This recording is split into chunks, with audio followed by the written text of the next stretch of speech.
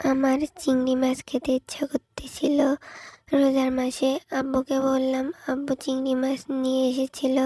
ভাবলাম তাহলে আমি নিজেই রান্না করি। দেন একটা প্যান বসিয়ে তার ভেতর আমি সয়াবিন তেল দিয়ে দিলাম।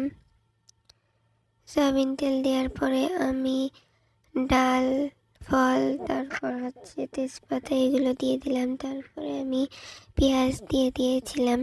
তারপর আমি রসুন বাটা, আদা বাটা, তারপরে ঝাল, হলুদ, লবণ, তারপরে জিরে গুঁড়ো দিয়ে দিয়েছিলাম। তারপর আমি ভালো করে মশলাটা কষিয়ে নিয়ে পানি দিয়ে দিয়েছি। তারপর আমি গুঁড়ো দুধ দিয়ে দিয়েছি, ভালো করে কষিয়ে টক দই দিয়ে দিয়েছি। দেন আবার ভালো করে কষিয়ে আমি এর ভেতর চিংড়ি মাছগুলোকে আমি দিয়ে দেবো। এটাকে আমি ভাজিনি, কেউ কেউ ভাজে আবার কেউ কেউ ভাজে না। আমার ভাজি সেরকমই ভালো লাগে, এজন্য আমি চিংড়ি মাছ দিয়ে দিয়েছি। এরপর আমি পানি দিয়ে চিংড়ি মাছটাকে ভালোভাবে কষিয়ে নিব। চিংড়ি মাছটাকে ভালোভাবে কষিয়ে নেওয়ার পরে তারপর আমি আবার পানি দিয়ে দিব।